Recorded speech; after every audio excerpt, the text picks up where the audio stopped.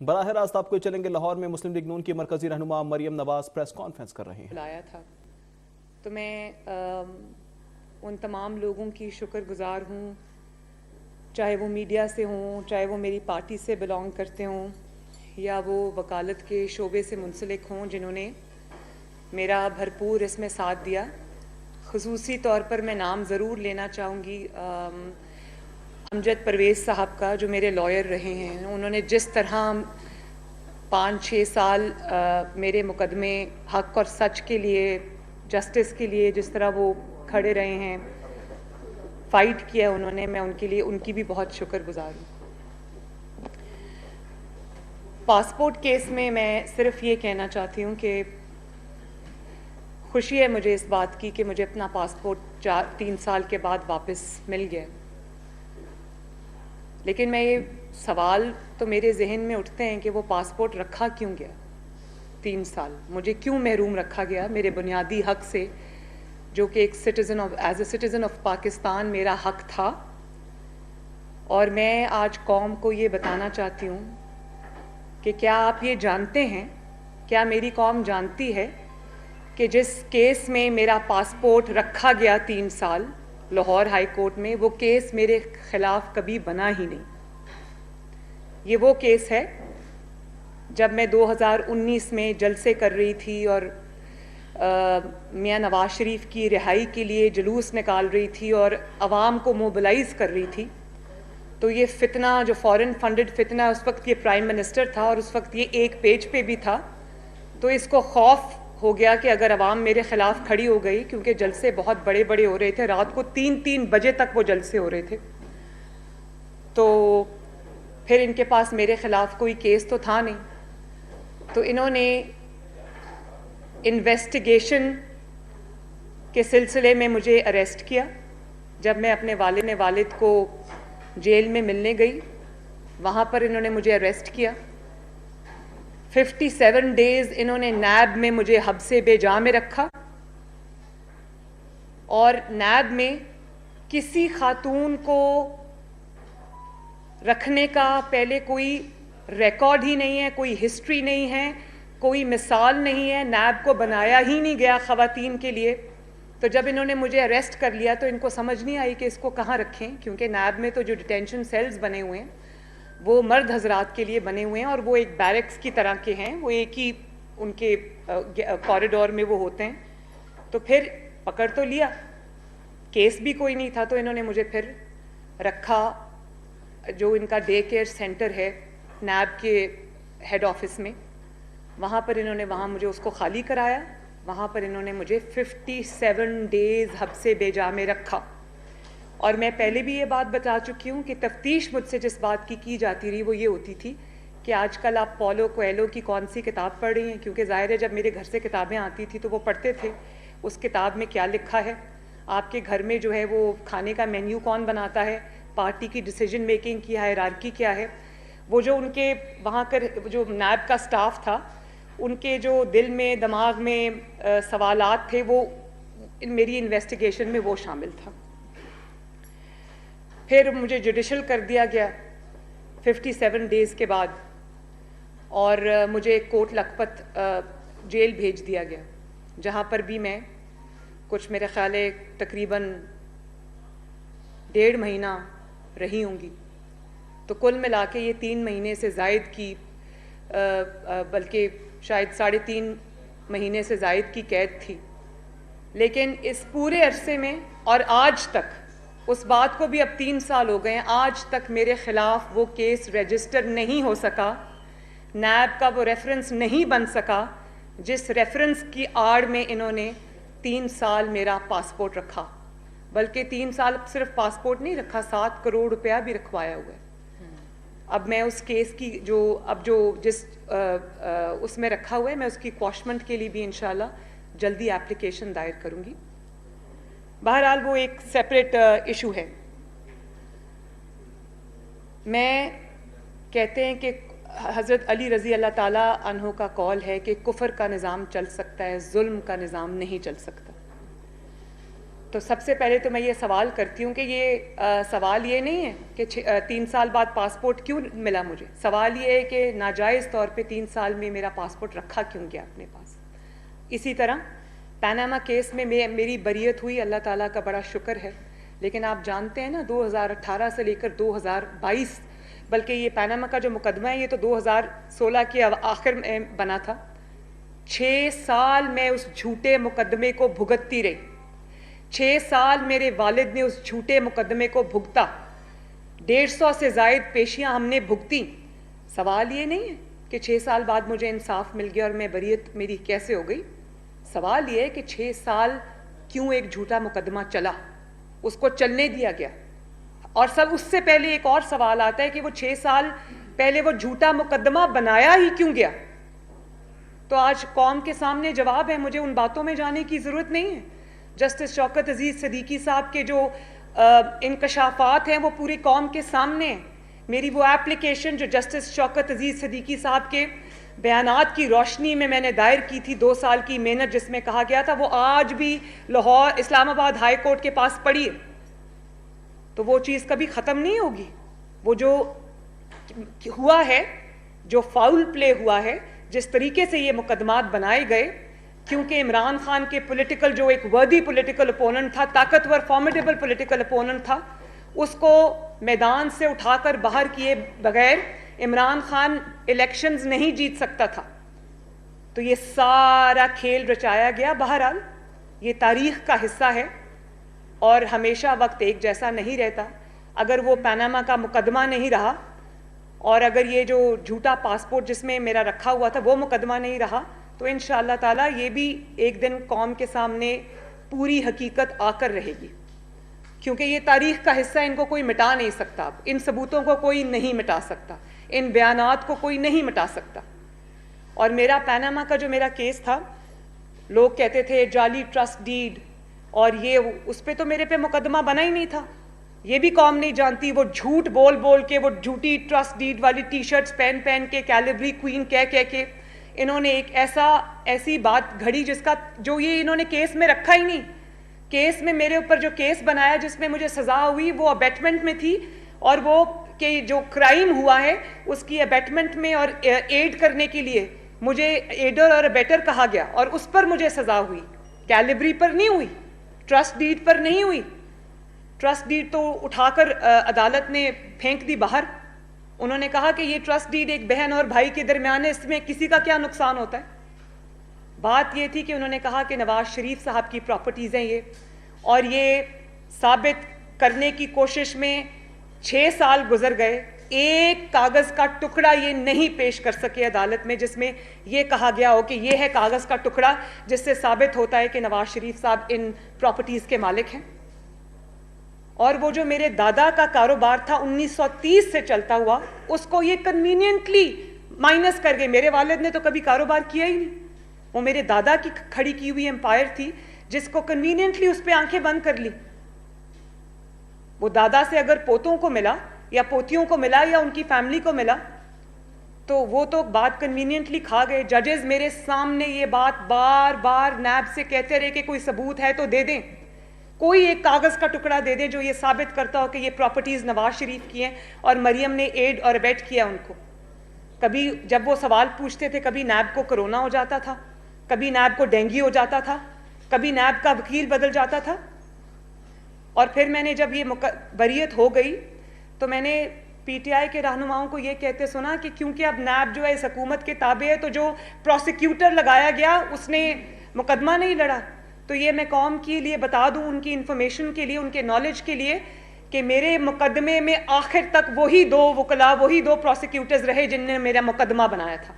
जिस दिन मेरी बरियत हुई, अल्लाह ताला का शुक्र है, उसी दिन वो सरदार मुजफ्फर अब्बासी साहब वही प्रोसिक्यूटर आर्ग्यू कर रहे थे जिन्होंने जज बशीर की अदालत में 8 महीने मेरा मुकदमा लड़ा मेरे खिलाफ।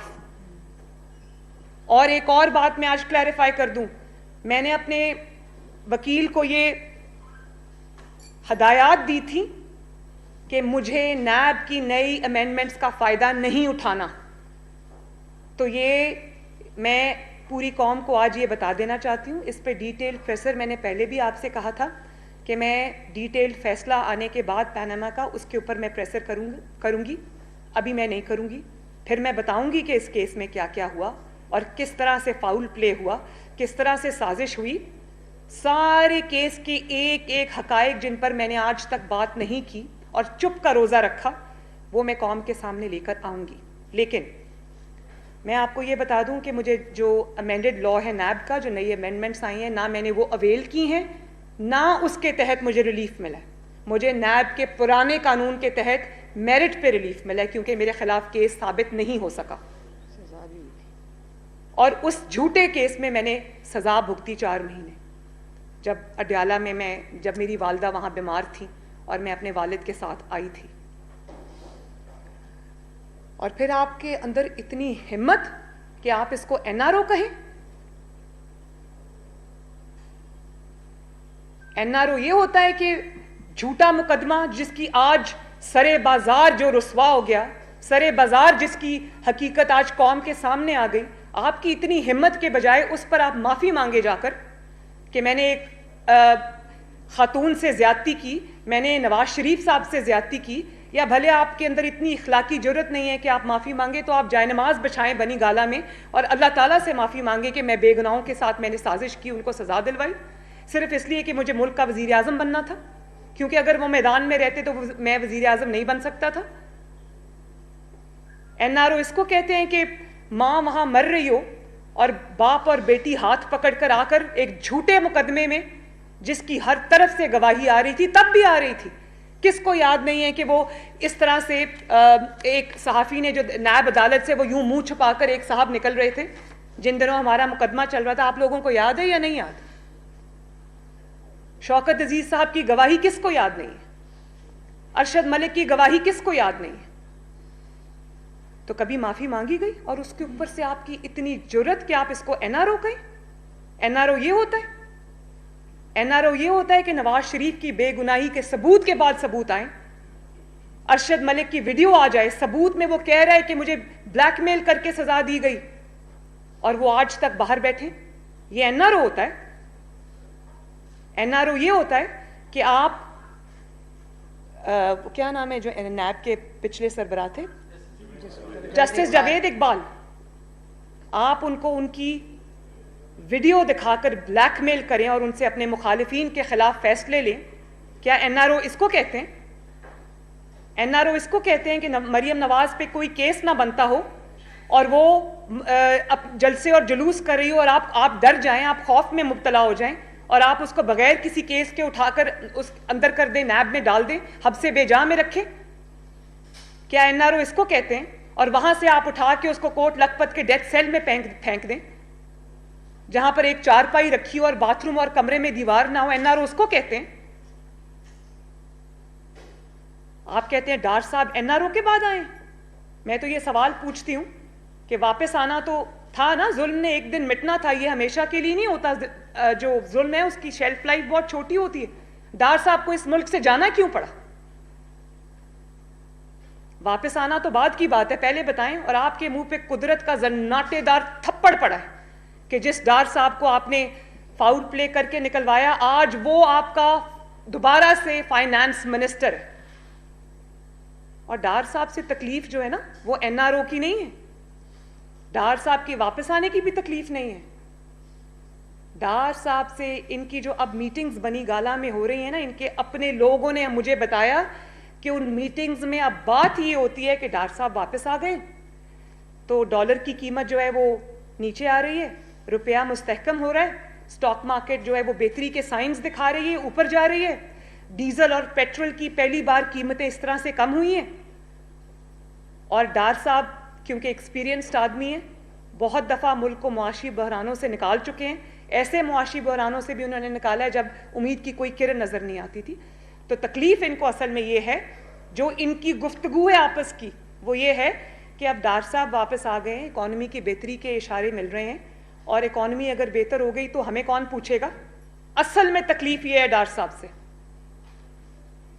तो पहले तो इस बात का जवाब दो ना कि तुमने अपने सियासी मुखालिफिन पर झूठे मुकदमे बनाए क्यों? और आज अल्लाह ताला का फजल है, मैंने पहले भी ये कहा था कि झूठ को एक ना एक दिन मिटना होता है, बातिल को मिटना होता है, हक को आना होता है। आज जब तुम्हारा भयानक चेहरा नजर आ रहा है, कभी तुम बशीर मेमन साहब को प्राइम मिनिस्टर हाउस में बुलाकर कहो मरियम को गिरफ्तार करो, शहबाज शरीफ को गिरफ्तार करो, और वो कहे भाई मैं क्यों करूं, कोई केस हो तो करूं ना, मुझे नहीं पता, तुम जैसे मर्जी करो। और उसके बाद कभी आप जस्टिस जावेद इकबाल साहब को ब्लैकमेल करके कहें। अब वो बेचारी तैयबा गुल जो है वो अपनी वीडियो लेकर एक वक्त के प्राइम मिनिस्टर के पास गई और उसने कहा कि आपका जो नैब का चेयरमैन है वो मुझे ब्लैकमेल कर रहा है, तो उसको भी 1 महीना हब्से बेजा में रख लिया। उससे वो वीडियो ले ली कि हाँ मैं एक्शन लेता हूँ, और बाद में पता चला कि वो वीडियो दिखाकर वो जावेद इकबाल साहब को ब्लैकमेल करते रहे। ये तो इसके एहतसाब की असल हकीकत है। शर्म नहीं आती इस इंसान को कि आज भी माफी मांगने की बजाय एनआरओ की रट लगा के बैठा है। मैं बताती हूँ तुम्हें एनआरओ क्या होता है। एनआरओ पता है क्या होता है?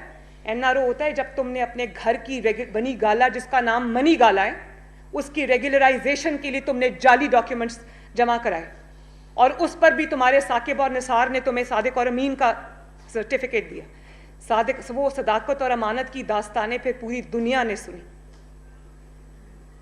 एनआरओ उसको कहते हैं कि जब तुम्हें, जिस दिन तुम्हें पंजाब गवर्नमेंट मिली, तुमने उसी दिन फराह गोगी के केस खत्म करा दिए। बल्कि जो पंजाब में ब्यूरोक्रेसी के तबादले किए वो किए ही इसलिए क्योंकि तुम फराह गोगी के केसेस पे पर्दा डालना चाहते थे। उसकी वजह ये थी कि फराह गोगी ने जो भी कमाया था उसकी फ्रंट वुमन वो पीरनी पिंकी थी और तुम थे। उसके सब फुटप्रिंट जो है वो जाते थे बनी गाला की तरफ। और जिसने कहा कि तुम्हारी नापियां एस्टैब्लिशमेंट चेंज करती है और वो पंजाब का सबसे बड़ा डाकू है, उसको तुमने चीफ मिनिस्टर पंजाब बना दिया। उसके बेटे को भी कल लाहौर हाई कोर्ट से रिलीफ मिला, जिसके पास इतने, जिस कोर्ट के पास इतने बड़े बड़े एफआईआर के पास सबूत है उसकी मनी लॉन्ड्रिंग के, उसके हक में कल फैसला आता है। इसको कहते हैं एनआरओ। तुम्हारे खिलाफ इतने बड़े बड़े केसेस हैं।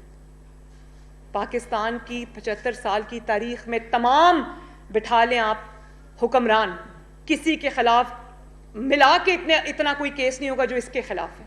फॉरेन फंडिंग में मुजरिम ये साबित हुआ, तोशा खाना में मुजरिम ये साबित हुआ, फराह गोगी केस में मुजरिम ये साबित हुआ। और आप ये देखें एनआरओ फराह गोगी को कैसे मिला। उसको रातों रात जहाज में बिठा के फरार करा दिया। एनआरओ उसको कहते हैं जो अलीमा बाजी को मिला, जिसने इकरार किया है कि उसने गुनाह किया है, लेकिन उसको किसी ने हाथ नहीं लगाया। एनआरओ इसको कहते हैं।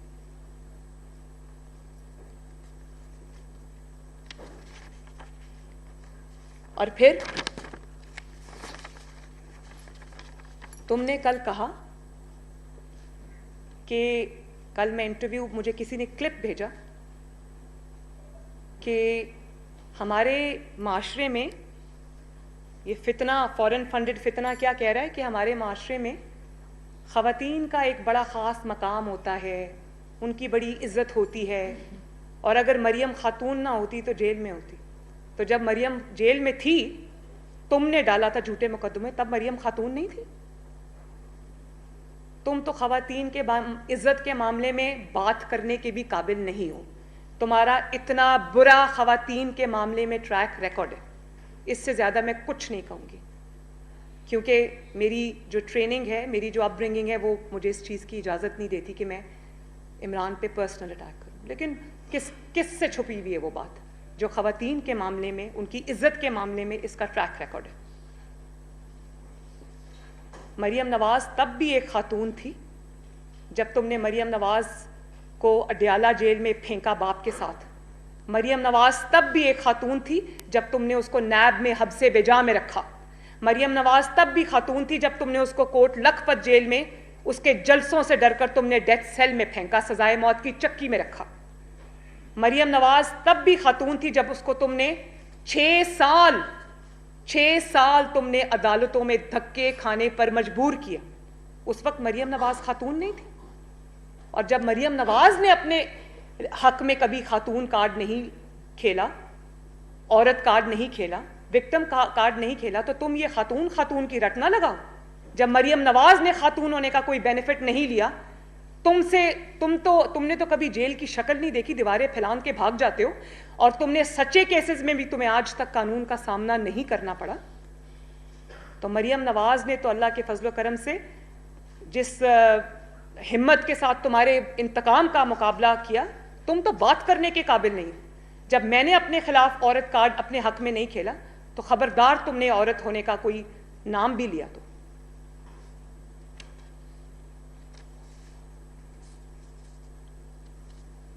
और फिर जब तुमने मुझे मेरे बाप के सामने गिरफ्तार किया, खवातीन के साथ इस तरह करते। उस वक्त मैं खातून नहीं थी, या खातून सिर्फ वही है जो बड़ी गाला में छुप के बैठी हुई है? वो हीरो की अंगूठियां लेकर भी आज, हीरो के सेट लेकर भी आज अपने घर के कंफर्ट में है। मैं तो 6 साल से सड़कों पे हूं, लेकिन कुदरत का अपना टाइमिंग भी होती है, कुदरत का अपना तरीका होता है सच्चाई को सामने लाने का। और जिस तरह इंसान आजमाइश से गुजर कर जब सुरखरू होता है, उस बात का मजा ही और है। मैं तो कुदरत की, अल्लाह ताला की शुक्रगुजार भी हूं और हैरान भी हूं। मुझे कोई अफसोस नहीं, मैं आज भी विक्टिम कार्ड नहीं खेलती। जो मेरी ट्रेनिंग मेरे मुखालिफिन ने पिछले 6 साल में कराई है, मैं खुद भी, मेरा पूरी फैमिली पार्टी मिलके मेरी ये ट्रेनिंग कराती तो कभी नहीं हो सकती थी।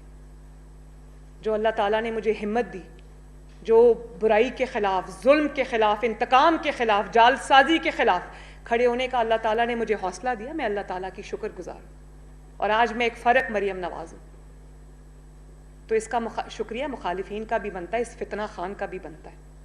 तुम्हारी तरह बनी गाला में छुप के या गिरफ्तारी के खौफ से हिफाजती जमानतें नहीं कराती फिरती थी मैं।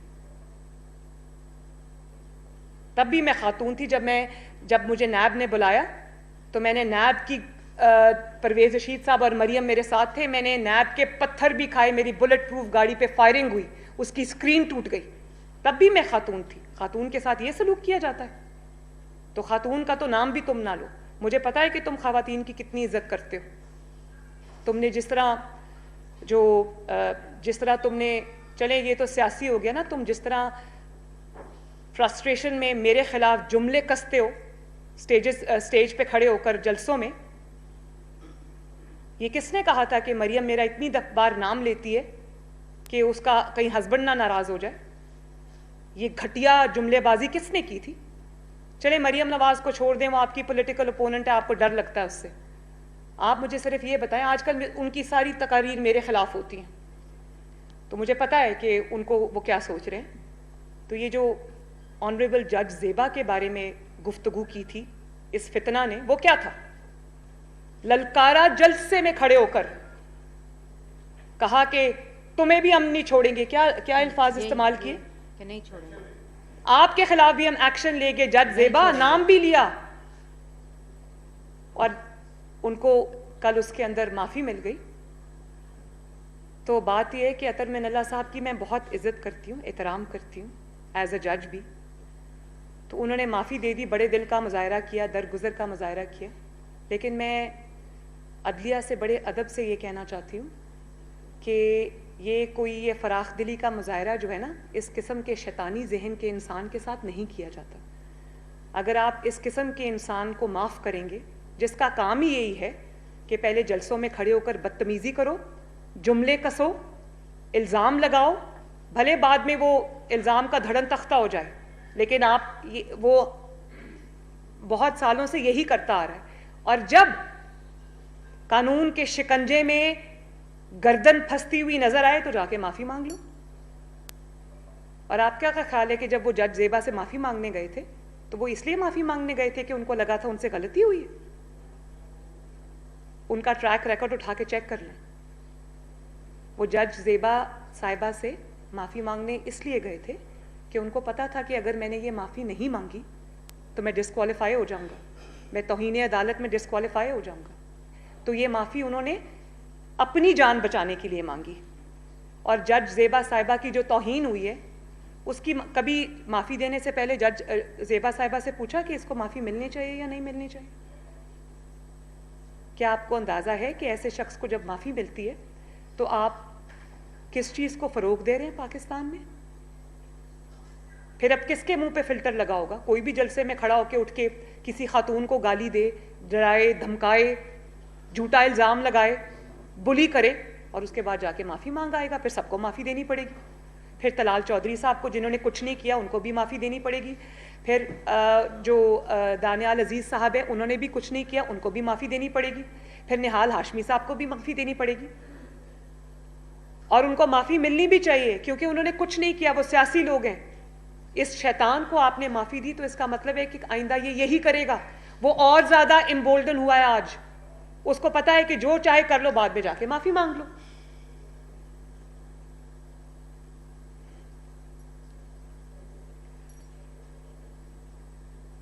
और देखें,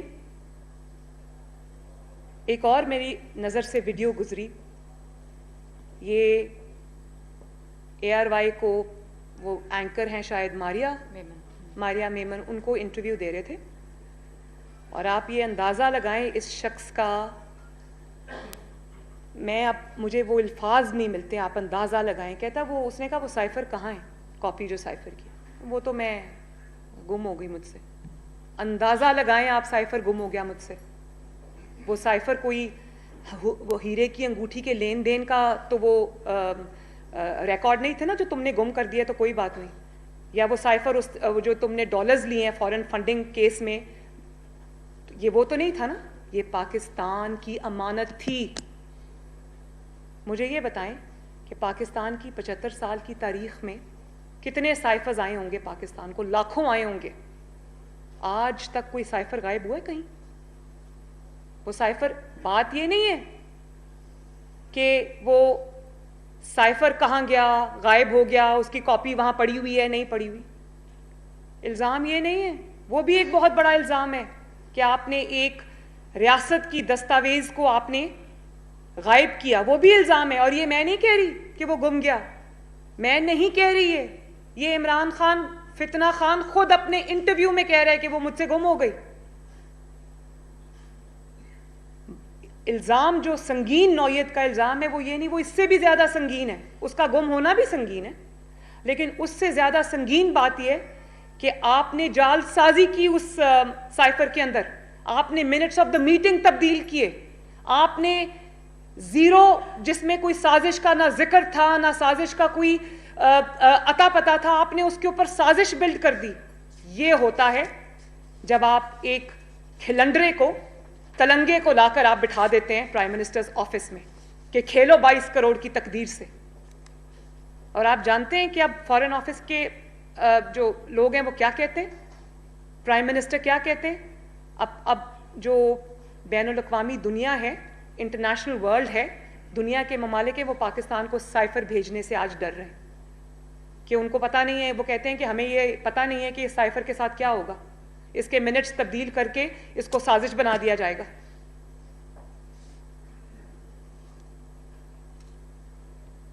और फिर आपने उस झूठे साइफ़र की बुनियाद पर, उस टैंपरिंग की बुनियाद पर, उस फोर्जरी की बुनियाद पर आपने पार्लियामेंट तोड़ दी और रोना धोना शुरू कर दिया। जब आप झूठ बोलते हैं, साजिश घड़ते हैं, तो ये तो फिर होना था ना, आपने रोना था, क्योंकि झूठ की शेल्फ लाइफ नहीं होती।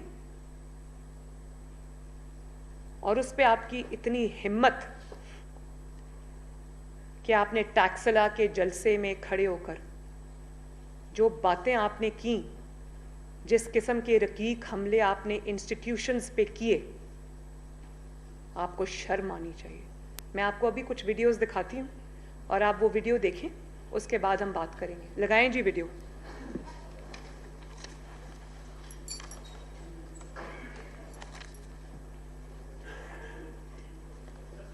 आवाज ऊंचा करें प्लीज, प्लीज आवाज ऊंची करें, इसको रीप्ले करें, ये गोल्डन अल्फाज है, जरा रीप्ले करें प्लीज।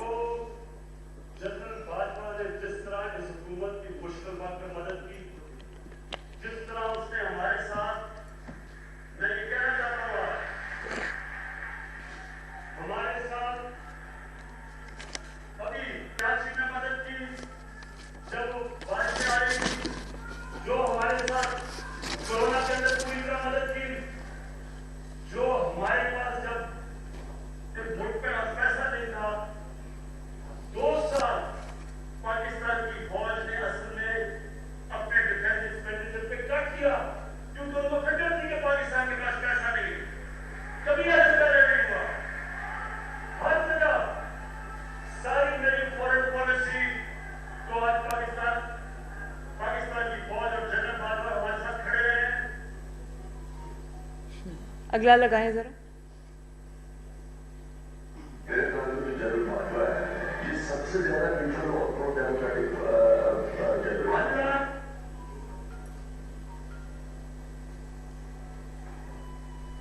जो इन चोरों को रोक सकते थे, जो इस साजिश को कामयाब होने से रोक सकते थे, मेरा सबसे सवाल है कि क्या आप अगर ये समझते हैं कि कौम आपको माफ कर देगी, कि आप कहती हम न्यूट्रल हैं, कौम नहीं माफ करेगी।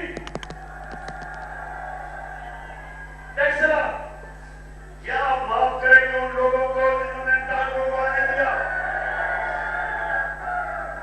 क्या मेरी बहनों मुझे बताएं, क्या आप अपने चौकीदार को माफ करेंगे? नहीं। अगर आपके घर पे डाका पड़े और चौकीदार कहते हैं न्यूट्रल हूं, आप माफ करेंगे? मुल्क तबाही की तरफ जा रहा है, माशा तबाह कर दी, लोगों का महंगाई की दलदल में फंसा दिया और इन चोरों को ऊपर उठा के इनके केसेस माफ हो गए और हम कहें जी मैं तो न्यूट्रल हूं। मुल्क तबाही की तरफ जा रहा है, कौन सब उन लोगों की तरफ देखती है, उम्मीदवारों की तरफ देखती है जो इनको रोक सकते थे, इन चोरों को, और जो ये देख रहे हैं कि एक के बाद दूसरा कोई साकार आ गया। मैं सारी कौम के सामने कह रहा हूं कि जब तक इससे डील नहीं हुई और इसको ताकतवर हलकों ने इसको एनआरओ की डील नहीं दी, उन्होंने इसको दिलासा नहीं दिया कि फिक्र ना करो तुम्हें नहीं पकड़ा जाएगा, तब तक वो वीकेंड कभी नहीं आ सकता था पाकिस्तान। जिसका पूरा करियर डील्स के ऊपर चलता हो, जालसाजी पर चलता हो, खुफिया मुलाकातों पर चलता हो, वो शख्स ये आज इसहाक डार पे इल्ज़ाम लगा रहा है। उस पर मैं बात कर चुकी हूँ, लेकिन आपने पहली 2 वीडियोस देखी जिसमें ये फितना जो है ये तारीफ़ कर रहा है अफवाज पाकिस्तान की, जनरल बाजवा की तारीफ़ कर रहा है। और आखिरी वीडियो आपने देखी है परसों टैक्सला के जलसे की वीडियो है। तो इन 2 वीडियोस में क्या फ़र्क है? उसमें इक़्तिदार और कुर्सी का फ़र्क है। जब इक़्तिदार में थे तो जनरल बाजवा भी बहुत अच्छे थे, आर्म्ड फोर्सेस भी बहुत अच्छी थी, अफवाज पाकिस्तान भी बहुत अच्छे थे, क्योंकि वो हर चीज़ में इनकी मदद करते थे, क्योंकि उन्होंने हर चीज़ में इनको सपोर्ट किया, तो वो बहुत अच्छे थे। और अब ओनली 6 months अपार्ट आज की गुफ्तगू सुन लें जो टैक्सला के जलसे में किए। फ़र्क क्या है? फ़र्क सिर्फ ये है कि अब ना इक़्तिदार रहा ना कुर्सी रही। फ़र्क ये है कि एक पहला शख्स है पाकिस्तान की तारीख़ का जिसने न्यूट्रल जैसे लफ्ज़ को गाली बना दिया, उसको इल्ज़ाम बना दिया। क्यों बनाया? न्यूट्रल लफ्ज़ को जो आपका आइन कहता है, जो आपका कानून कहता है, आपने उसको गाली क्यों बना दिया? क्योंकि आपकी नैपीज़ बदलने से इनकार हो गया। आपकी बैसाखियां जिस पे आप 4 साल खड़े रहे, 2011 में जो बैसाखियां आपको मिली वो आपसे ले ली गई, क्योंकि आप उन बैसाखियों के भी अहल नहीं थे। आप इतने ना अहल और ना लायक शख्स थे कि बैसाखियां भी आपको खड़ा नहीं कर सकी। भाई इतनी आपको, अगर आप हर रोज़ कहते हैं मैं बड़ा मकबूल हूँ, तो अगर इतनी मकबूलियत पे आपको अपनी मकबूलियत पे आपको इन्हिसार है, तो क्यों बार बार न्यूट्रल से फरियादें कर रहे हैं? क्यों बार बार उनको मजबूर कर रहे हैं कि वो अपने हल्फ से पीछे हटें और आके आपकी मदद करें? ये स्टेटमेंट्स नहीं है, ये दुहाइयाँ हैं जो वो दे रहे हैं कि खुदा के वास्ते मेरी आंख बन जाएं, मेरे नाक बन जाएं, मेरे हाथ बन जाएं, जैसे कि 2018 के इलेक्शंस में वो बने थे। ये एक ही शख्स की गुफ्तगू है, ये दो अशखास की गुफ्तगू नहीं है, ये 2 लोगों की गुफ्तगू नहीं है, ये एक ही शख्स की गुफ्तगू है जिसका नाम इमरान खान है। फ़र्क सिर्फ ये है कि जब तारीफ़ें थी तो वो इक्तदार में था, जब अटैक्स कर रहा है तो वो इक्तदार से बाहर आ गया है। ये है इस शख्स की हकीकत। आज इसको इक्तदार में वापस डाल दें तो ये तारीफें करनी शुरू कर देगा। आप इसकी नैपीज बदलना शुरू करें तो ये तारीफें करनी शुरू कर देगा। आप इसके मुखालिफिन को उठा उठा के कंटेनर्स में बंद करें, उनके ऊपर झूठी मुकदमे बनाएं, उनको इंतखाबी मैदान से बाहर करें तो ये तारीफें शुरू कर देगा। आप इनके नाक बन जाएं, आंख बन जाएं, हाथ बन जाएं, उस हाथों से लोगों को मारें, इसके मुखालिफिन को मारें और ये इसके लिए मैदान खाली करें तो ये आपकी तारीफें करेगा। और वो शख्स जो रात को ऐवान सदर के अंदर खुफिया मुलाकातें करता है, एनआरओ मांगता है, जब एनआरओ नहीं मिलता तो बाहर खड़े होकर जलसे में बदतमीजी शुरू कर देता है। और आप ये देखें कि तनकीद अगर जायज़ हो, किसी दायरे में हो, तमीज़ के दायरे में हो, इशू बेस्ड हो, तो मुझे उस तनकीद से इख्तलाफ नहीं है। लेकिन आप सिर्फ ये देखें कि वो क्या तालीम दे रहे हैं। वो ये कह रहे हैं कि क्या तुम इन चौकीदारों को छोड़ दोगे, क्या तुम इंस्टीट्यूशंस को छोड़ दोगे। मतलब वो चौकीदार जो है, अगर वो वतन की जो बॉर्डर्स हैं उनकी हिफाजत छोड़ के वो बनी गाला की हिफाजत करना शुरू कर दे तो फिर चौकीदार ठीक है। बनी गाला में हीरों की हिफाजत करना शुरू कर दें। इतने ऑनेस्ट ऑफिसर्स को आपने सिर्फ इसलिए बाहर निकाल दिया क्योंकि उन्होंने ये कहा था कि आपकी जो वाइफ है पिंकी पीरनी साहिबा जो है, बतौर प्राइम मिनिस्टर आपके ऑफिस में उन्होंने जाके कहा था कि वो हीरों के हार रिश्वत में ले रही है, तो आपने उनको वहां से निकाल दिया। और जब आपको एनआरओ नहीं मिलता तो आप इस तरह से रोना धोना शुरू कर देते हैं, बदतमीजी शुरू कर देते हैं। और आप तालीम क्या दे रहे हैं? वही जो आपने पीटीआई के लोगों को, जब मरियम औरंगजेब के साथ जो लंदन में हुआ, क्या आप लोगों को तरगीब दे रहे हैं कि जो सिपाही अपनी जानें कुर्बान करते हैं सियाचिन बॉर्डर्स पे खड़े होकर, आज भी जो जंग है इसकी जो दहशतगर्दी की जो जंग है उसमें आज भी जवान भी अपनी जानें दे रहे हैं, ऑफिसर्स भी अपनी जानें दे रहे हैं। और इक्तदार में आप ये बातें करते हैं, इक्तदार से जब आप बाहर आते हैं, हेलीकॉप्टर क्रैश होता है, उसमें आपके जनरल से लेकर नीचे छोटे सिपाही तक शहीद हो जाते हैं। आपने उनको भी तज़हीक का निशाना बनाया। आपने उनके खिलाफ सोशल मीडिया पे कैंपेन्स चलाए, अरसलान बेटा गद्दारी से लिंक कर दो। ये तो कोई मुल्क का बदतरीन दुश्मन नहीं करेगा। और आज आपको इक्तदार नहीं मिलता तो आप इंस्टीट्यूशंस को तनकीद का निशाना बनाते हैं। ईसीपी में क्योंकि आपकी चोरी पकड़ ली और वो चोरी इतनी बड़ी थी कि वो नहीं छुपा सकते थे उसको, आपको रंगे हाथों पकड़ा। जो 7 साल आप जिस निज़ाम पर सांप बन के बैठे रहे, जनरल पाशा और जनरल ज़हीरुल इस्लाम ने ईसीपी के थ्रू और आपके नाक कान और आंखों ने ईसीपी के आप पे फॉरेन फंडिंग का मुकदमा दबा के रखा। कभी ना कभी उसने सामने आना था ना। जब वो सामने आया तो इतनी ग्लेरिंग चीज़ें आवाम के सामने आई कि आपने करोड़ों रुपया जो बाहर के ममालिक हैं, दुश्मन ममालिक हैं, उनसे लिया पाकिस्तान को डिस्टेबलाइज करने के लिए, और वही आपने किया। तो जब तक फॉरेन फंडिंग का मामला रफा दफा हुआ था, दबा के रखा हुआ था, तब तक ईसीपी का चेयरमैन, जिसको आपने खुद लगाया, वो बहुत अच्छा था, वो एक बड़ा ऑनेस्ट ऑफिसर था। जब उसने आपकी चोरी पकड़ ली, जब उसने आपको रंगे हाथों पकड़ा, आपका चेहरा आवाम को दिखाया, तो वो बुरा हो गया, वो करप्ट हो गया।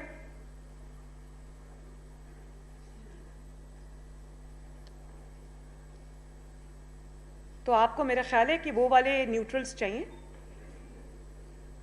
जो वोट ऑफ कॉन्फिडेंस आपको लेके देते, जो आपके मेंबर्स को मजबूर करते कि वो इमरान को ही वोट दें, जो जब सेनेट में इलेक्शन हो या कहीं और भी इलेक्शन हो या वोटिंग हो, वो पकड़ पकड़ के आपके मेंबर्स को और मुखालिफिन के अपोनेंट्स को लेकर आएं और कहें कि वोट डालो ज़बरदस्ती। आप किस बात के लिए रो रहे हैं? जो तुम्हारे मुकदमात पर, तुम्हारे जराइम पर, तुम्हारे कसूर पर पर्दा डाले, वो ऑनेस्ट है, वो ठीक है। और जो तुम्हें रंगे हाथों पकड़े, तुम्हें एक्सपोज करे, वो करप्ट भी है, वो गलत भी है, उसके गिरबान को भी पकड़ना है। तो मुझे इस बात का शदीद अफसोस हुआ है कि आप सोचें, जब इसने जो बदतमीजी की है टैक्सला के जलसे में, जहां इसने कहा है कि क्या आप उन चौकीदारों को माफ कर देंगे, मेरी बहनें माफ कर देंगी, तो वो जो सियाचिन में खड़ा सुन रहा है, जब उस तक ये बात पहुंचेगी, जो सरहदों की हिफाजत पे मेरे भाई और बेटे खड़े हैं, जब उन तक ये बात पहुंचेगी तो उनको क्या पैगाम मिलेगा, उनके दिल पर क्या गुजरेगी? हर चीज को आपने अपनी घटिया सियासत की नजर करना है तो आपको शर्म आनी चाहिए।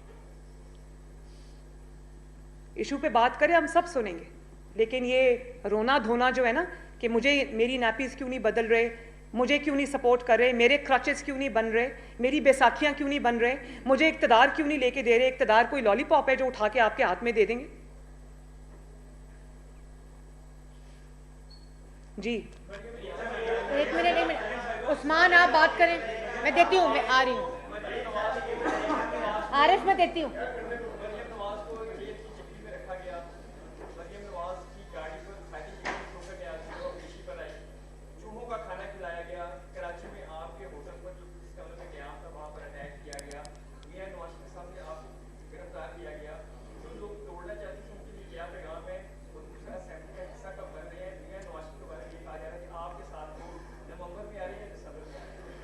अल्लाह ताला करे कि वो मेरे साथ वापस आएं, और अब उनको कब वापस आना है इंशाअल्लाह ताला, क्योंकि मेरे केस के थ्रू, केस वो मेरा था लेकिन उससे ज़्यादा बेगुनाही मियाँ नवाज शरीफ की साबित हुई है, क्योंकि मियाँ नवाज शरीफ पर केस ही ये था कि जिस केस में वो बेचारों उनको सज़ा मिली है, उन पर केस ही ये था कि प्रॉपर्टीज़ उनकी हैं जो उनकी नहीं निकली।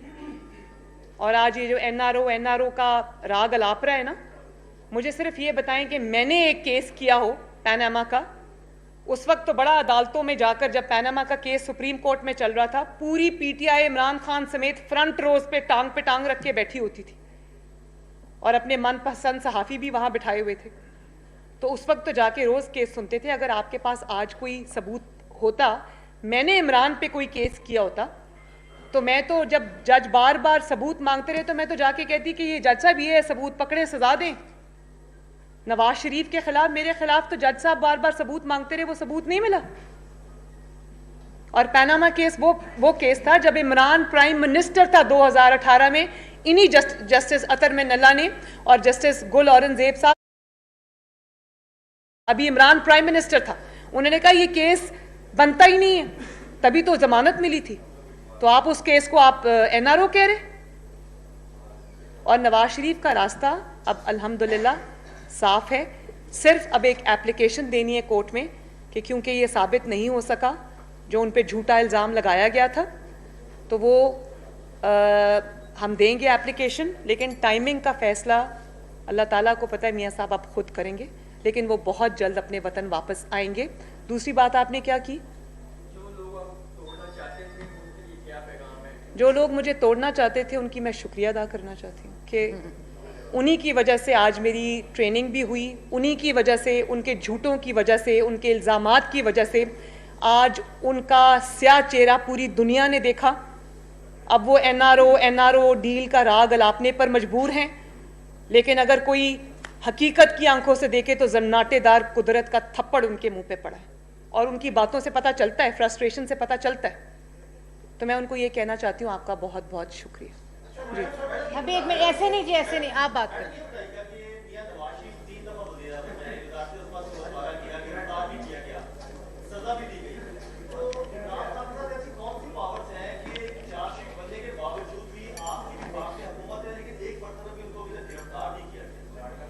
देखें मेरी बात सुने, नहीं मैं लाडला वाडला कुछ नहीं, मैंने कहा था कि वो जनूबी पंजाब का होगा, लाडला हमारा नहीं है, लेकिन अगर लाडलेपन ने वो जनूबी पंजाब को भी ये दिन दिखा दिया है कि वो बेचारे को खुद समझ नहीं आ रही कि वो क्या करे, तो इमरान खान साहब के नाम के साथ नहुसत जुड़ी है। जो उनके साथ उनको सपोर्ट करेगा उसको भी मुँह छुपाने की जगह नहीं मिलेगी। जहाँ तक आपने ये बात की कि क्या सवाल क्या था आपका, बड़ा ज़रूरी।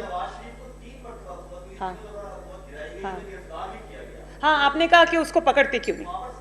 देखिए, एक तो मुझे बड़ी खुशी हुई कि अतर मिन्नल्ला साहब ने उनको माफ़ी दे दी, क्योंकि मैं नहीं चाहती कि वो तौहीन अदालत के मुकदमे में पकड़ा जाए, क्योंकि ये ज़ाहिर बहरहाल इसकी तौहीन तो हुई है, माफ़ी मिली है, तौहीन तो हुई है, और जज साहब मुझसे बेहतर जानते होंगे जिन्होंने बड़ा दिल किया।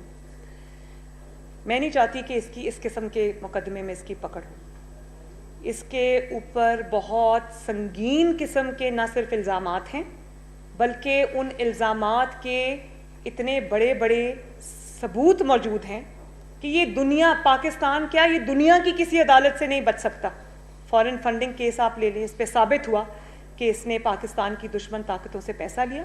ना सिर्फ पैसा लिया, लाखों डॉलर लिए, उनको अपनी जेब में डाला, मुलाजमों के नाम पर वो मंगवाए, अपने जमात के अरकान के नाम पर मंगवाए, और उसके बाद अपने दस्तखतों से मंगवाए और कहे दस्तखत मुझे नहीं पता था मैं कर रहा हूँ। बड़ी अच्छी बात है जी, आप क्लास 4 में पढ़ते हैं, आपको पता नहीं चला कि किसने आपसे दस्तखत करा लिए। और उसके बाद आपने मिस डिक्लेरेशंस की।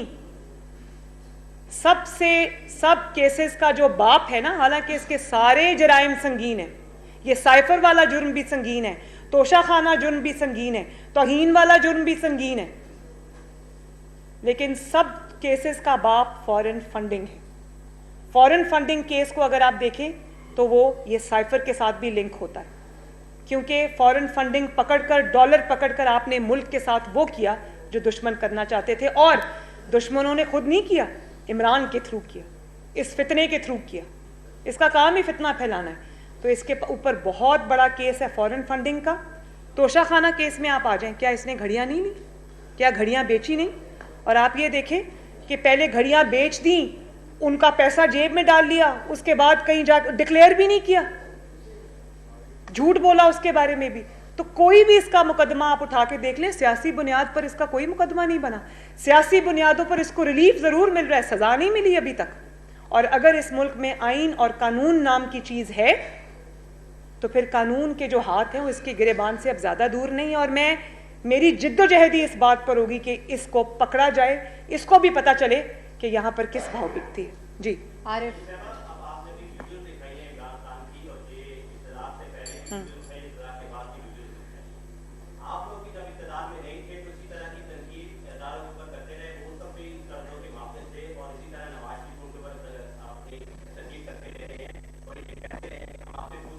क्या मरीम नवाज ने और नवाज शरीफ ने पूरी एस्टैब्लिशमेंट कभी कुछ सरबराह है? क्या मरीम नवाज ने और नवाज शरीफ ने उनसे पूछा कि ये कैसे 2018 का इलेक्शन चोरी हुआ था?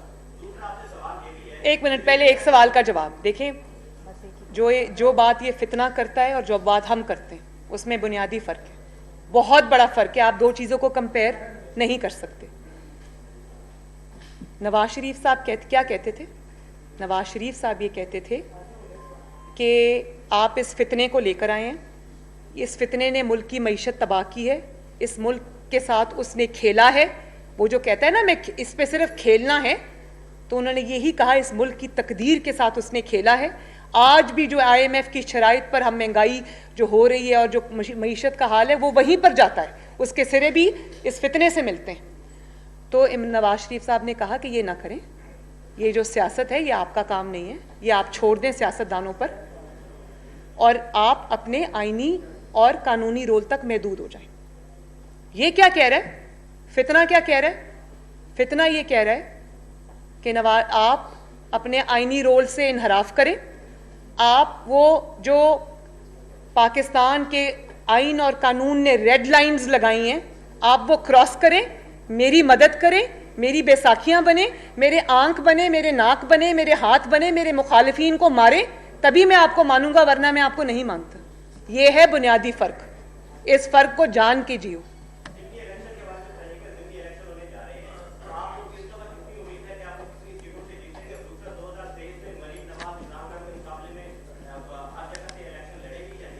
हर जगह से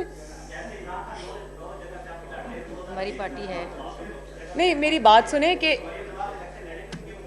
नहीं, मरियम नवाज को पागलों की तरह ये अपने आप को प्रूव करने की क्या ज़रूरत है कि मैं हर जगह से मैं खड़ी हो जाऊंगी।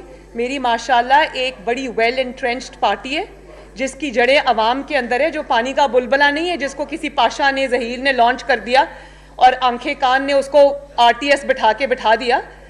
तो जब इंतखाबी मैदान में हम आएंगे, हमारे पास बल्कि एक जगह से 3-3, 4-4 उम्मीदवार हैं भाई, उसी में हम फैसला कर ले तो बड़ी बात होगी इंशाल्लाह। सवाल करें।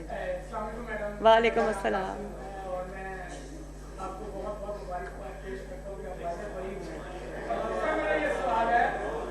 मेरे से ज्यादा खुश तो आप लग रहे हैं वैसे माशाल्लाह।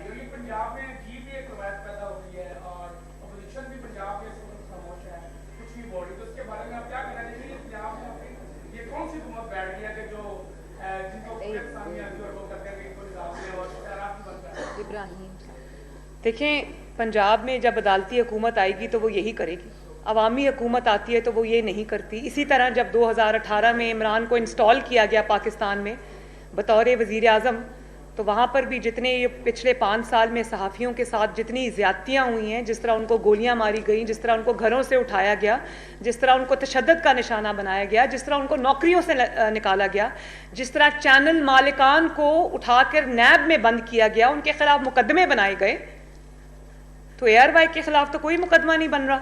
ARY के किसी शख्स को गिरफ्तारी नहीं हो रही, हालांकि होनी चाहिए, बहुत बड़े बड़े जराइम किए उन्होंने। लेकिन जब आप गैर सियासी लोगों को लाके बिठाते हैं अदालती हुक्म के जरिए, तो फिर ऐसा ही होता है। मरियम ज़रा देखना क्यों इनके इश्तिहारात बंद है, क्या है? अच्छा, जब ऐसा करते हैं कि जब इंशाअल्लाह ताला मुस्लिम लीग नून पंजाब हुकूमत में वापस आएगी तो खोल देंगे। इब्राहिम इधर अहमद से इब्राहिम,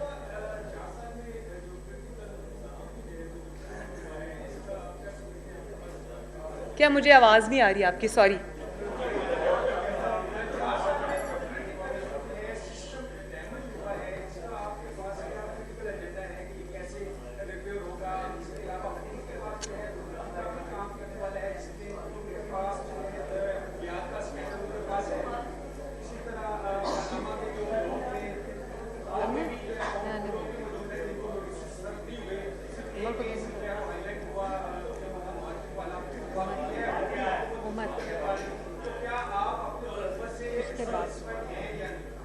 नहीं, मैं सेटिस्फाइड नहीं, मैं सेटिस्फाइड नहीं।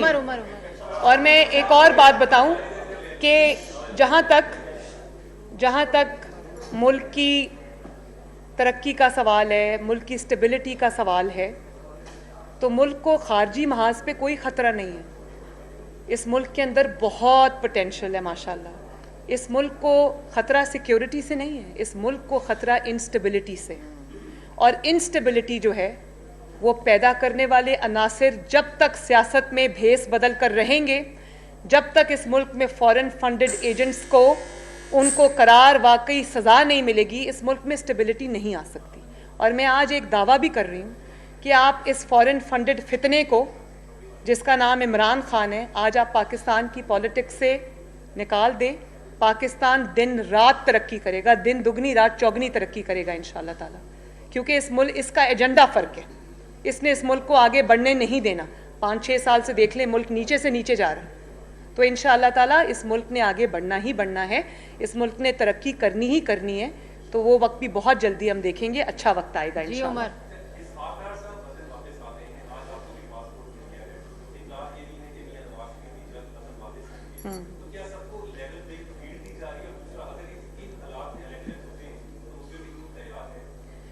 उमर, आपने बड़ा अच्छा सवाल पूछा। लेवल प्लेइंग फील्ड तो अभी हमें हुकूमत में रह के भी नहीं मिली।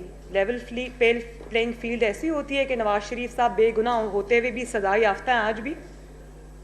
लेवल प्लेइंग फील्ड ये होती है कि एक शख्स जिसके जराइम से हाथ रंगे हुए हैं, जिसके खिलाफ नाकाबिले तरदीद सबूत हैं, वो खुला फिर रहा है, ये लेवल प्लेइंग फील्ड होती है।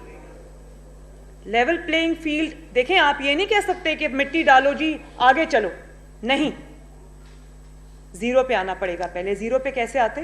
जो कुछ नवाज शरीफ को भुगतना पड़ा, जो कुछ नवाज शरीफ की जमात को भुगतना पड़ा, वो इसको भी भुगतना पड़ेगा।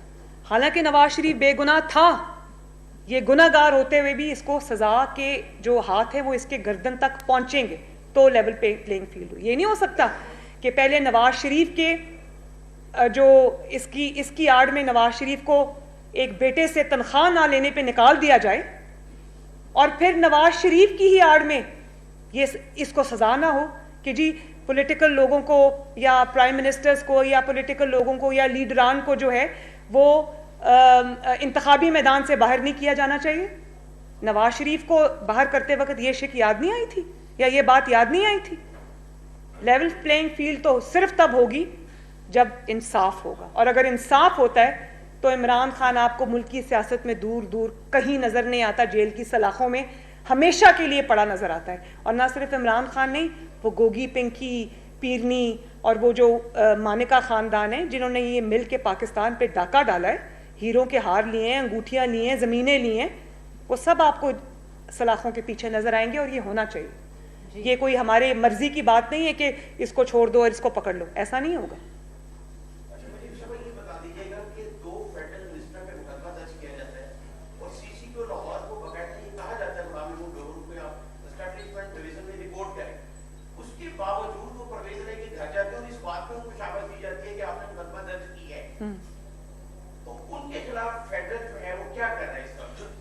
पूरे लाहौर में जो है वो पुलिस जो है वो बढ़ चुकी है, क्राइम बढ़ चुका है, 50% क्राइम जो है वो बढ़ चुका है, तो ये भी जिम्मेदारी बनती है हुक्मरानों की इस तरफ भी तवज्जो दें। और इसमें ये भी ऐड करें कि जब वजीर आजम मियां शहबाज शरीफ वजीर आजम पंजाब थी तो यही सीसीपी और डीआईजी ऑपरेशन का इस पे एलिगेशन लगा था कि कमला ग्रुप का सरपरस्त है, तो इसको फील्ड में पोस्टिंग नहीं देनी चाहिए, तो फेडरल इस पे क्या करना चाहिए, ये जरा काइंडली तफसील बताएं। देखिए, मैं ये मुझे नहीं पता फेडरल इस पे क्या कर रहा है, लेकिन इस किस्म की वो जो फेडरेशन के अहकामात हैं, जो फेडरल गवर्नमेंट के अहकामात हैं, वो बाउंड हैं मानने के लिए, उनके पास चॉइस नहीं है। और अगर आज इस बात पे कानून की खिलाफ वर्जी हो रही है और जो पाकिस्तान का लॉ है उसकी खिलाफ वर्जी हो रही है, तो एक ना एक दिन, आज नहीं तो कल, हमेशा परवेज़ इलाही साहब उनको प्रोटेक्ट करने के लिए नहीं बैठे रहेंगे, उनको भी जवाबदेह होना पड़ेगा और सबको जवाब देना पड़ेगा। जहाँ जहाँ कानून की खिलाफ वर्जी हुई है, जहाँ जहाँ अपने पॉलिटिकल फ़ायदे के लिए उन्होंने इस तरह से किया है, सबको जवाब देना पड़ेगा इंशाल्लाह। और फेडरल गवर्नमेंट को अगर वो जवाब नहीं दे रहे तो ज़बरदस्ती जवाब देना चाहिए। ये मैंने आपको पहले भी कहा है कि कानून की जो एप्लीकेशन है वो चॉइस नहीं है। अगर इस मुल्क को आपने आइन और कानून के मुताबिक चलाना है तो आपको सख्त नोटिस लेने पड़ेंगे।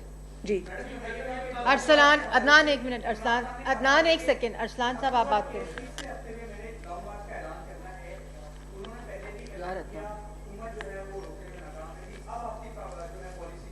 क्या हुकूमत रोकने में नाकाम रही? माँ भाग गए वो। लो जी, वो हाँ, हुकूमत अदनान सोया हुकूमत ने रोकना किसको था? वो आए ही नहीं। सुता है। नहीं, एक सेकंड मुझे जवाब देने दे। हुकूमत किसको रोकती भाई? वो तो जो इनकलाब आना था वो तो बरास्ता बनी गाला पेशावर फरार हो गया, वो हेलीकॉप्टर से नीचे उतरा ही नहीं। हेलीकॉप्टर से मुझे याद आया कि मैं आज खैबर पख्तूनख्वा के अवाम के लिए आवाज़ उठाना चाहती हूँ। खैबर पख्तूनख्वा जब पूरी पाकिस्तान की जो तारीख है, 75 साल में उनके कितने कर्जे थे? 97 अरब के। और आज 10 साल से खैबर पख्तूनख्वा को जब से तहरीक इंसाफ का मर्ज लगा है, जो दीमक की तरह खा गया खैबर पख्तूनख्वा की तरक्की को, उनकी जो जिंदगियों में बेहतरी लाने को वो खा गया, आज कितना है? 780 समथिंग अरब जो है वो आज कर्जा चढ़ गया खैबर पख्तूनख्वा के ऊपर। क्यों? उसकी वजह यह है कि खैबर पख्तूनख्वा के अवाम के टैक्स का जो पैसा है, पाकिस्तान के अवाम के टैक्स का जो पैसा है, जिससे उनके लिए सड़कें बननी थी, जिससे उनके लिए जो बुनियादी सहूलियात हैं, हस्पताल हैं, क्लिनिक्स हैं, मोटरवेज़ हैं, स्कूल हैं, यूनिवर्सिटीज़ हैं, जो वो बननी थी, वो सारा तो इमरान खान पे खर्च हो रहा है। पहले सुना कि वो उसके खानों पे खर्च होता रहा, उसके हेलीकॉप्टरों की राइड्स पे खर्च होता रहा, उसके प्रोटोकॉल पे खर्च होता रहा, और वो जो 2500 सोशल मीडिया के लोग भर्ती किए KPK में अपने मुखालिफिन को अटैक करने के लिए, उस पे खर्च हो रहा है। तो मुझे तो समझ नहीं आ रही कि ये मुल्क किस तरफ जा रहा है। खैबर पख्तूनख्वा का हक सारा मनी गाला में जा रहा है। वो इस तरह से फ्लीज कर रहे हैं खैबर पख्तूनख्वा को कि जैसे अब ये खजाना दोबारा हाथ में नहीं आएगा, जितना खा सकते हो खा लो। शुक्र है आपने मुझे वो याद दिला दिया, ये मैं आज बात करना चाहती थी। ये खैबर पख्तूनख्वा के अवाम का हक है, ये उनकी सड़कें हैं, उनके अस्पताल हैं, उनके क्लिनिक्स हैं, उनके स्कूल्स हैं, उनके कॉलेजेस हैं, उनकी मोटरवेज है, उनकी तरक्की है जो इमरान खान के पेट में जा रही है।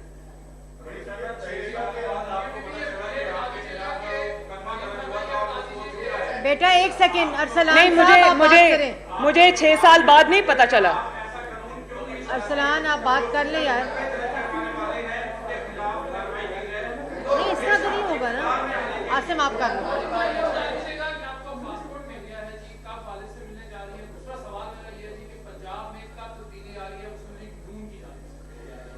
अच्छा, ये भी मुझे बात करनी थी। मैं इंशाअल्लाह ताला जल्द जा रही हूँ।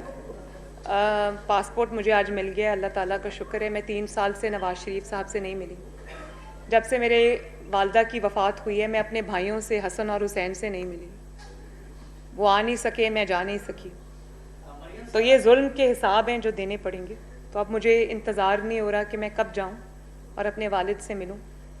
और मैंने पहले भी एक बात बताई थी कि मुझे कुछ अरसे से मेरी एक सर्जरी ड्यू है जो कि पाकिस्तान में नहीं होती क्योंकि वो बहुत रेयर डिज़ीज़ है। मैंने पाकिस्तान में बहुत पता किया, वो सर्जरी वहाँ नहीं होती, तो वो सर्जरी भी मुझे करानी है। और इंशाअल्लाह फ़ाइटिंग फ़िट होके आऊँगी और इस फितने का इंशाअल्लाह ताला कला कामा करेंगे और मुस्लिम लीग नून को फ़तह की तरफ लेकर जाएंगे इंशाअल्लाह ताला। पंजाब गवर्नमेंट, मैंने आपको पहले कहा है, अदालती हुकूमत है, एक ना एक दिन ख़त्म होना है इंशाअल्लाह, जल्दी होगी। ये बताइएगा कि इमरान खान का कोई भी नैरेटिव हो, झूठा हो या सच्चा हो, वो इतनी महारत के साथ बिल्ड करता है कि वो अवाम में ज़िराई मिलती है, उससे टॉक ऑफ द टाउन बन जाती है।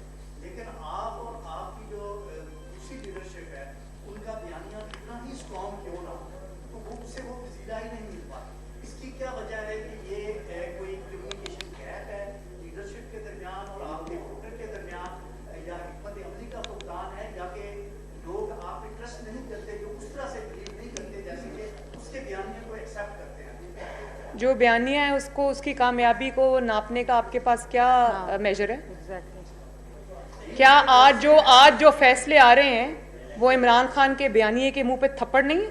इलेक्शन है, 15 सीटें। क्या आज जो मैंने आपको, एक सेकंड, वो उनकी अपनी सीटें थी भाई, उसमें से भी 5 हमने जीत ली इंशाअल्लाह ताला। मुझे ये बताइए, जो मैंने आज आपको 2 वीडियोस दिखाई हैं, एक उनके हुकूमत में होते हुए और एक हुकूमत के बाद की, क्या ये उनके बयानिए के मुंह पे थप्पड़ नहीं है?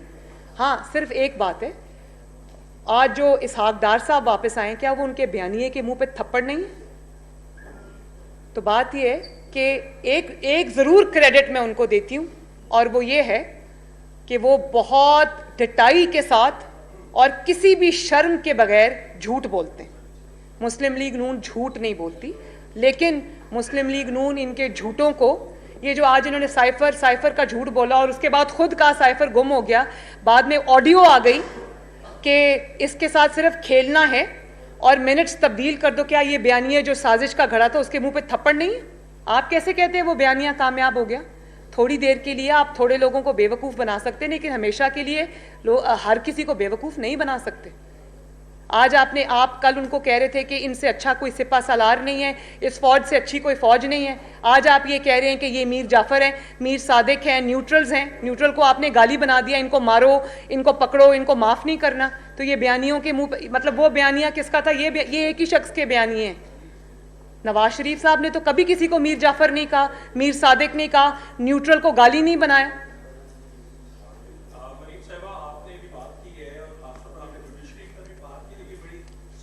लोगों को कहता रहा एब्सोल्युटली नॉट, बाद में पता चला कि वो बेचारे अब पूछ रहे हैं कि वो जो गाड़ियों पे स्टिकर लगा लिए थे एब्सोल्युटली नॉट, उनका क्या करें?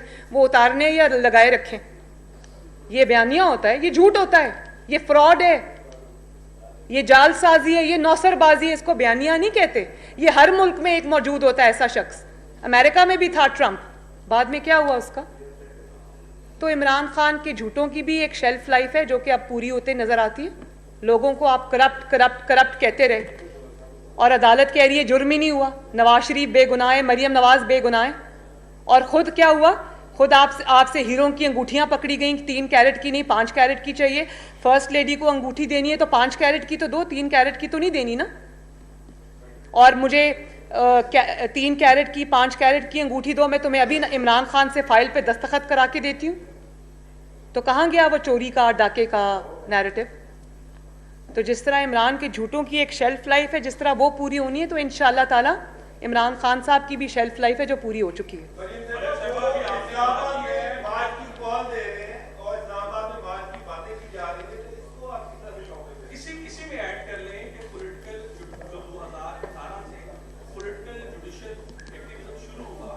देखिए, एक सेकंड ऐड नहीं करना, उनका सवाल एक स्टैंड अलोन सवाल है, उसका जवाब मुझे देने दें। मुझे सिर्फ, अब आपने सवाल पूछा, जवाब तो सुन लें प्लीज़। बात यह है कि मेरा बिल्कुल इसमें मुख्तलिफ नज़रिया है। राना साहब तो कहते हैं ना कि उसको आने दो, वो आ जाए, बैठ जाए, भाग जाएगा पहले की तरह। मैं ये कहती हूँ कि जिस शख्स ने फॉरेन फंडिंग ले ली हो डॉलर्स की सूरत में मुल्क को तबाह करने के लिए, जिस शख्स ने 4 साल हुकूमत में बैठकर मुल्क को तबाह किया, उसकी मईशत को तबाह किया, उसकी खारजा पॉलिसी को तबाह किया, तमाम ममालिक से, दोस्त ममालिक से मुल्क को लड़ा दिया, और उसके बाद वो ये इस किस्म की घनौनी साजिशें करता है मुल्क के ख़िलाफ़, ऐसे शख्स को और इदारों पे हमला करता है, तो क्या ऐसे शख्स को इजाज़त होनी चाहिए कि वो लश्कर लेकर आ जाए, इस्लामाबाद पे चढ़ाई कर दे? ऐसे शख्स को निशाने इबरत बनाना चाहिए।